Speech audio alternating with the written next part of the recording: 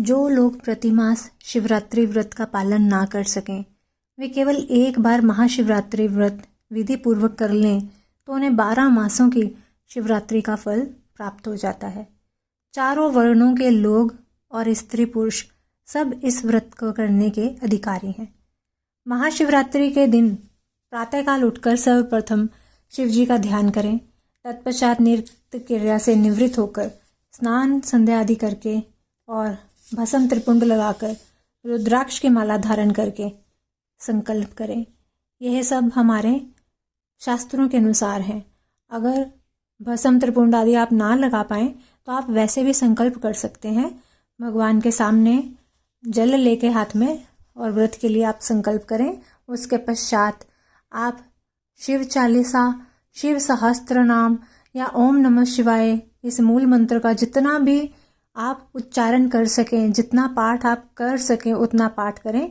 फिर धूप दीप नैवेद्य बिल्व पत्र से और पंचामृत से, गंगा जल से आप उस दिन भगवान शिव का पूजन करें। उपवास रखें और जो लोग असमर्थ हो, व्रतोपवास ना कर सकें, वे कम से कम रात्रि जागरण तो अवश्य कर लें। जो शिवरात्रि के दिन पूजा करते हैं वे साक्षात शिव रूप बन जाते हैं। रात्रि जागरण में रात्रि के चारों यामों में शिवलिंग की बिल्व पत्र एवं जल से पूजा करें। शेष समय शिव कीर्तन एवं भगवान शंकर के ध्यान में व्यतीत करें। हरे कृष्णा, राधे राधे। आप सभी का बहुत बहुत धन्यवाद मेरे चैनल पर आने के लिए। आज की वीडियो का विषय है महाशिवरात्रि की व्रत कथा। अगर आप मेरे चैनल पर नए हैं तो मेरे चैनल को सब्सक्राइब कर लीजिए और साथ ही बेल आइकन को प्रेस कर दीजिए ताकि हर वीडियो की नोटिफिकेशन आपको मिलती रहे। और अगर वीडियो अच्छी लगे तो कृपया वीडियो को लाइक कीजिएगा, शेयर कीजिएगा, कमेंट जरूर कीजिएगा, ओम नमः शिवाय लिख दीजिएगा। आइए कथा प्रारंभ करते हैं।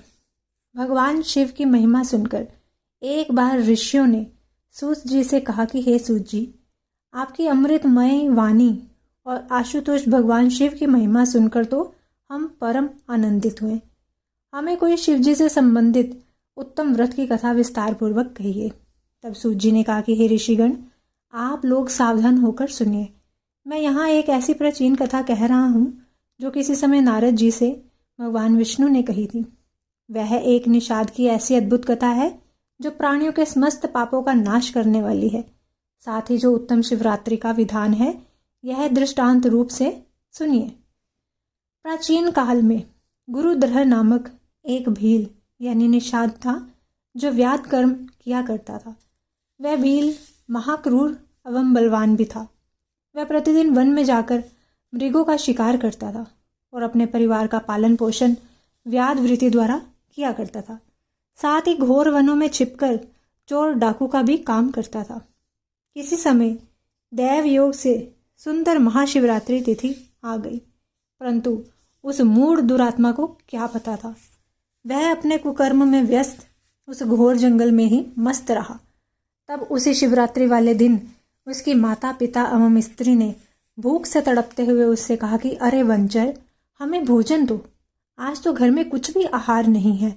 बार बार इस प्रकार प्रार्थना करने पर वह व्याध धनुष बाण लेकर शीघ्र ही वन में मृगादि पशु पक्षियों के शिकार के लिए निकल पड़ा। चारों ओर वन में घूमने पर भी उसे दुर्भाग्यवश कोई शिकार हाथ न लगा। इसी प्रतीक्षा में संध्या हो चली। जब सूर्यास्त होने लगा तब वह बड़ा दुखी एवं चिंतित हो उठा। वह मन में सोचने लगा, हाय, आज मुझे कुछ भी शिकार न मिला। अब कहाँ जाऊं, क्या करूं? मुझे साथ में कुछ ना कुछ शिकार लेकर ही जाना चाहिए, नहीं तो मेरा जीना व्यर्थ है। ऐसा सोच विचार कर वह व्याध किसी जलाशय के तट पर गया और वहीं बैठ गया। वह अपने मन में सोचने लगा, अहो, पानी पीने के लिए यहाँ कोई ना कोई जीव जंतु अवश्य आएगा। तब उसे मारकर अपने घर ले जाऊंगा और प्रेम पूर्वक अपने कार्य में सफल कहलाऊंगा। ऐसा विचार करके वह भील किसी एक बिल्व वृक्ष पर जाल लेकर जा बैठा और प्रतीक्षा करने लगा। देखें कब कोई जीव जंतु पानी पीने के लिए आता है और कब मैं उसे मारकर कृतार्थ होता हूँ। इस विचार से वह भूख और प्यास से पीड़ित होता हुआ भी वहीं एक डाल पर छिपकर बैठ गया। उसी रात के प्रथम पहर में वहां एक मृगी आ पहुंची। वह अत्यंत तृषित एवं चिकित सी थी क्योंकि वह छलांगे भरती हुई अकेली ही आ रही थी। विष्णु जी कहते हैं कि हे नारद, उसे आता देख वह व्याध बड़ा प्रसन्न हुआ। अतः उसे मारने के लिए उसने अपने धनुष पर तीर चढ़ाया। अब उसे वह मारना ही चाहता था कि इस बीच संयोगवश उसके पात्र का जल और कुछ बिल्व पत्र नीचे को आ गिरे, जहां उस पेड़ के नीचे एक शिवलिंग पड़ा था। इस प्रकार अनजाने में ही शिवरात्रि के प्रथम याम की पूजा दैवैत स्वयं हो गई, अर्थात उस पापी व्याध द्वारा भी शिवलिंग अर्चन जल एवं बिल दल के साथ हो गया। उस पूजा के प्रताप से उस पापी के सभी पाप उसी समय ही नष्ट हो गए। उस समय जल के गिरने एवं पत्नियों के खड़खड़ाने की आवाज सुनकर वह हिरनी भय से चकित हो गई और व्याध को पेड़ पर देखकर घबरा सी गई और उससे पूछने लगी कि हे व्याध, तुम यहाँ क्या करना चाहते हो, सो मुझसे सही सही कहो।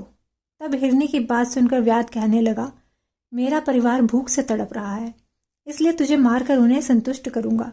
उसके ऐसे कठोर वचन सुनकर तथा भयंकर व्याध को देखकर मृगी सोचने लगी, हाय, अब मैं क्या करूं, कहाँ जाऊं, अब प्राण बचाने का कोई उपाय करना चाहिए। ऐसा सोच विचार कर वह मृगी वहां उस व्याध से कहने लगी कि हे व्याध, यदि मेरे इस शरीर के मांस से तुझे सुख प्राप्त हो तो इससे बढ़कर महान पुण्य और क्या होगा। मैं निसंदेह धन्य हूँ जो किसी के उपकार का साधन बनूंगी, क्योंकि इस संसार में परोपकार से बढ़कर कोई दूसरा धर्म नहीं है। देखो, उपकार करने वाले कृत्य का जो पुण्य कहा गया है, उस पुण्य फल का वर्णन कोई सैकड़ों वर्ष में भी करने में समर्थ नहीं हो सकता। तथापि हे वंचर, मेरी एक प्रार्थना सुन लो। देखो, मेरे स्थान में बहुत से मृग छोने हैं जो अभी बच्चे हैं, उन्हें मैं अपनी बहन को सौंपकर अवश्य मेव आऊंगी। मेरा वचन तुम मिथ्या मत समझो, मैं अवश्य अपना वचन सत्य करने के लिए तुम्हारे निकट आऊंगी, तुम तनिक भी संदेह मत करो। सूत जी कहते हैं कि हे मुनियों, इस प्रकार मृगी द्वारा समझाने पर भी उस व्याध ने जब उसका वचन नहीं माना, तब चकित एवं भयभीत होकर उस मृगी ने निम्नलिखित प्रतिज्ञा ली। हे व्याध, सुनो, अधिक क्या कहूँ, यदि मैं अपने घर जाकर तेरे पास ना आऊं तो मुझे वही दोष पातक लगे जो कृतघ्न तथा हरि विमुख जन को लगता है। और भी सुनो, हे निषाद, विश्वासघाती तथा छल कपट करने वाले व्यक्ति को जो पाप लगता है वही पाप मुझे भी लगे यदि मैं घर जाके पुनः ना लौटूं। इस प्रकार अनेक प्रकार से शपथ द्वारा मृगी ने जब व्याध को विश्वास दिलाया, तब उस व्याध ने विश्वस्त होकर कहा, अच्छा, अब तुम जाओ। व्याध के वचन से प्रसन्न होकर हिरनी जल पीकर अपने स्थान को चली गई। तब तक उस व्याध का प्रथम याम बिना जल, अन्न और निद्रा से ही बीत गया। इसी बीच उस हिरनी की बहन दूसरी मृगी भी जल पीने के लिए वहीं आ पहुंची। उसे देखकर भील ने पूर्ववत उसके ऊपर बाण छोड़ना चाहा, तब पुनः उसके पात्र से जल धारा तथा कुछ बिल्व पत्र उस शिवलिंग पर आ गिरे। उस समय पुनः प्रसंगवश दैवात महाप्रभु शंकर की पूजा हो गई। यह द्वितीय याम की शिव पूजा व्याध को सुख देने वाली सिद्ध हुई। यह देखकर वह मृगी उस व्याध से बोली कि हे वंचर, यह तुम क्या कर रहे हो। व्याध ने पूर्ववत उससे जो कहा उसे सुनकर वह नवागता मृगी बोली कि हे व्याध, सुनो, मैं धन्य हूँ, मेरा ये देह धारण करना सफल है, क्योंकि मेरे इस अनित्य एवं अधम शरीर से एक महान उपकार कृत्य होगा। किंतु मेरे छोटे छोटे छोने जो घर पर हैं, उन्हें मैं अपने गृह स्वामी यानी पति को अर्पित करके पुनः अवश्य लौट आऊंगी, यह सही जानो, मुझे अब जाने दो। यह सुनकर व्याध ने कहा, मैं तुम्हारी बात नहीं मानता, तो मैं अवश्य मारूंगा। व्याध की बात सुनकर हिरनी ने शपथ पूर्वक पुनः कहा कि हे व्याध, सुनो, मैं वचन कहती हूँ, यदि ना आ सकी तो वचन तोड़ने का प्रायश्चित मुझे लगेगा, उससे मेरा पुण्य नष्ट होगा। हे व्याध, जो विष्णु भक्त होकर शिव की निंदा करता है और उसे जो पाप लगता है वही मुझे लगे यदि मैं पुनः ना लौटूं। जो मानव माता पिता की श्राद्ध तिथि को पाकर श्राद्ध नहीं करते, उनको जो पाप लगता है वही मुझे भी लगे। अथवा वचनबद्ध होकर जो पछता कर वही काम करता है, तजन्य जो पाप होता है वही मुझे भी लगे यदि मैं कहकर भी पुनः ना लौटूं। सूत जी कहने लगे कि हे मुनियों, मृगी की ऐसी बातें सुनकर व्याध ने उसे भी जाने की अनुमति दे दी। उसने कहा, अच्छा, तुम जाओ। तब वह मृगी भी जल पीकर प्रसन्न होती हुई अपने स्थान को चली गई। तब तक रात्रि का दूसरा पहर भी बिना जल के तथा बिना सोए ही व्यतीत हो गया। इसी बीच जब तृतीय याम बीतने लगा और मृगी के आने में देर होने लगी, तब वह व्याध चकित होकर उसकी खोज में तत्पर हो गया। इसी बीच उस व्याध की दृष्टि पानी पीने के लिए आते हुए एक मृग पर पड़ी। वह निषाद उस हृष्ट पुरुष्ट मृग को देखकर अत्यंत प्रसन्न हो गया। अतः उसने धनुष पर बाण चढ़ाकर झट उसे मारना चाहा। उसी समय उसके ऐसा करते ही देवयोग से पुनः कुछ जल एवं बिल्व पत्र उस शिवलिंग पर जा गिरे, जिससे तृतीय याम की पूजा सौभाग्यवश हो गई। यह भूत भावन शिव की अहेतु की कृपा थी। वहां पर उस शब्द को सुनकर मृग ने कहा, अरे ये तुम क्या कर रहे हो? तब उस व्याध ने कहा कि अपने परिवार पालन के लिए मैं तुम्हें मारना चाहता हूँ। सूत जी ने कहा कि हे मुनियों, व्याध की बातें सुनकर वह प्यासा मृग चिंतित होकर उस व्याध से इस प्रकार कहने लगा, अहो मैं आज धन्य हूँ जो मेरा यह पुष्ट शरीर संसार की तृप्ति के लिए होगा, क्योंकि जिसका शरीर परोपकार में ना लगा उसका सारा जीवन व्यर्थ ही हो गया। जो सामर्थ्य पाकर भी दूसरों का उपकार नहीं करता उसका सामर्थ्य व्यर्थ है, वह परलोक में अवश्य नरकगामी होता है। इसलिए हे व्याध, उस समय मुझे इस समय के लिए आप छोड़ दो। मैं अपने उन छोटे बच्चों को उनकी माता के हाथ सौंपकर तथा उन्हें धैर्य देकर पुनः शीघ्र ही लौटूंगा, इसमें तनिक भी संदेह ना करो। उस मृग के निष्ठ कपट भाव से ऐसा कहने पर वह व्याध अपने मन में अत्यंत चकित होकर तत्काल पवित्र मन वाला हो गया और उसके सभी पाप नष्ट हो गए। तब वह पुनः मृग से इस प्रकार कहने लगा, इससे पूर्व भी जो मृग आए वे सभी तुम्हारे ही समान मुंह से कहकर अभी तक पुनः नहीं लौट कर आए हैं। यह कितनी बड़ी भारी प्रवंचना है। उन्हीं वचनों की भांति तुम भी इस संकट काल में पिंड छुड़ाने के लिए झूठ बोलकर चले जाओगे। तब हे मृग, भला तुम्हें बताओ मेरी आजीविका कैसे चलेगी, क्योंकि मेरे कुटुंबी भी भूख प्यास से घर पर तड़पते होंगे, तब मैं कैसे विश्वास करूं? यह सुनकर मृग ने कहा कि हे वंचर सुनो, मैं सत्य कहता हूँ, मिथ्यावादी नहीं हूँ। देखो हे व्याध, ये समस्त ब्रह्मांड सत्य के बल पर ही टिके हैं, क्योंकि इस संसार में जिसकी वाणी मिथ्या होती है उसके सभी पुण्य तत्काल क्षीण हो जाते हैं। तो भी हे भील, तुम मेरी सत्य प्रतिज्ञा निश्चय ही सुन लो। देखो, जिसके मुख से शिव शब्द ना निकले या समर्थ होते हुए भी परोपकार ना करे, पर्व के दिन शिरफल तोड़ने तथा अभक्ष्य भक्षण करने में जो पाप होता है वह मुझे लगे। हे निषाद, जो शिव जी का पूजन नहीं करते, जो बिना भस्म त्रिपुंड लगाए ही अनाहार करते हैं, ऐसे पापियों का दोष मुझे लगे यदि मैं जाकर पुनः ना लौटूं। सूत जी कहते हैं कि हे मुनियों, मृग की सत्यवाणी सुनकर व्याध ने उससे भी कहा कि अच्छा जाओ, पर शीघ्र ही लौट आओ। यह सुनकर मृग ने वहीं पानी पिया और चल दिया। मृग ने जाकर व्याध का वचन सबसे कह सुनाया। तब उन सभी मृगों ने आपस में विचार करके एक मत होकर संगठित रूप से अपने स्थान पर ही प्रतिज्ञा कर ली कि सत्य से बढ़कर संसार में कुछ भी नहीं है। अतः हम लोगों को सत्य पाश से नियंत्रित होकर निश्चय ही वहां जाना चाहिए। तब वे सभी मृग अपने बालकों को वही धैर्य प्रदान करके व्याध के पास चलने को तैयार हो गए। उस मृग की कई पत्नियां थीं। उनमें जो सबसे बड़ी थी, उसने पहले अपने स्वामी से कहा कि हे स्वामी, आप यहीं रह जाएं, क्योंकि आपके बिना ये बच्चे कैसे ठहर सकेंगे। दूसरी बात यह है कि मैंने वहां सर्वप्रथम जाने का शपथ ग्रहण किया था, इस कारण मुझे ही वहां पहले जाना चाहिए।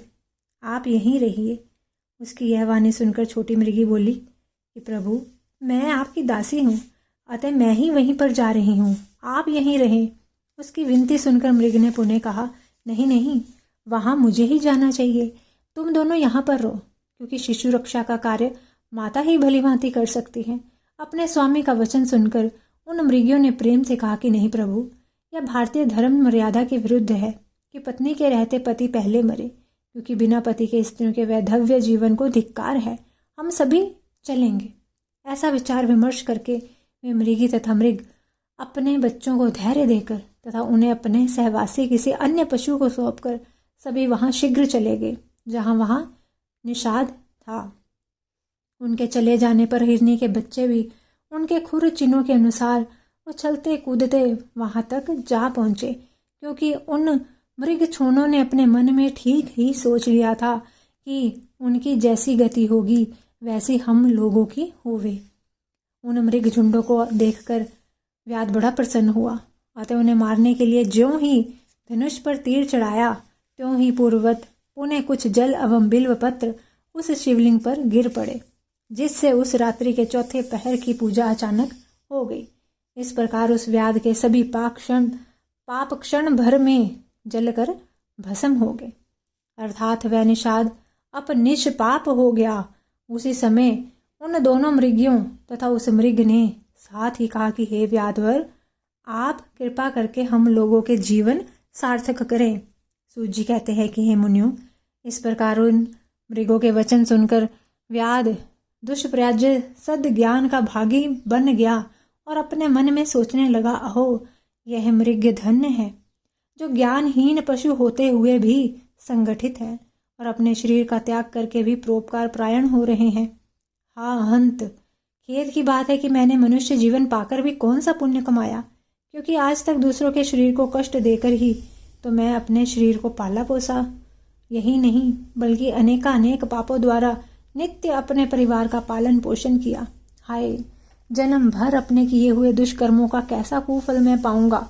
इस समय इस प्रकार चिंता करते हुए मेरे इस जीवन को धिक्कार है। इस प्रकार सद्ज्ञान उत्पन्न होने पर उस व्याध ने अपना बाण एवं धनुष उतारते हुए उस समय कहा कि हे श्रेष्ठ मृगगण, तुम धन्य हो, अतः अब आनंद पूर्वक अपने स्थान की ओर जाओ। सूत जी कहते हैं कि हे मुनियों, व्याध के ऐसा कहने पर शिवजी ने उस पर प्रसन्न होकर उसके द्वारा अनजाने में भी पूजित अपने सर्वमान्य दिव्य स्वरूप का प्रत्यक्ष दर्शन दिया। उस व्याध को अपने हाथों से स्पर्श करते हुए शिवजी ने प्रेम पूर्वक कहा कि हे प्रिय निषाद, तुम्हारे इस विचित्र शिवरात्रि व्रत से मैं अत्यंत प्रसन्न हूँ, अतः कोई वर मांगो। उस समय वह व्याध भी साक्षात शिव के दर्शन से तत्काल मुक्त हो गया और मैं सब कुछ पा गया, ऐसा कहते हुए शिवजी के आगे उनके चरणों में गिर गया। तब शिवजी ने भी अत्यंत प्रसन्न होकर गुहु नाम प्रदान करते हुए उसे कृपा दृष्टि से देखते हुए अनेक उत्तम वरदान दिए। शिवजी ने कहा कि हे निषाद राज, सुनो, आज से तुम सिंग्रेश्वरपुर में जाकर उसे अपनी राजधानी बनाओ और अनेक प्रकार के दिव्य यथेष्ट दुर्लभ भोगों का उपभोग करो। देखो हे निषाद, निर्विघ्न वंश वृद्धि देवताओं द्वारा भी प्रशंसित है। तुम्हारे तप से पवित्र में तेरे घर में किसी समय श्री राम भी निश्चित ही आएंगे। मेरे भक्तों के साथ स्नेह रखने वाले वे राम आकर तुम्हारे साथ मैत्री करेंगे और मेरी सेवा से आसक्त चित्त वाले तुम अवश्य देव दुर्लभ मुक्ति प्राप्त करोगे।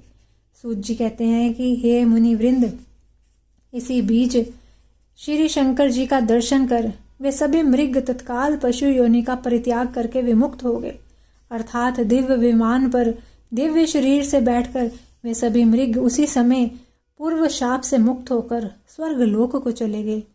उधर पुनः विष्णु भगवान नारद से कहने लगे कि हे मुने, वहाँ अर्बुद पर्वत पर शिवजी व्याधेश्वर नाम से प्रसिद्ध हुए, जो दर्शन एवं पूजन मात्र से शिव भक्तों को भक्ति मुक्ति प्रदान करते हैं।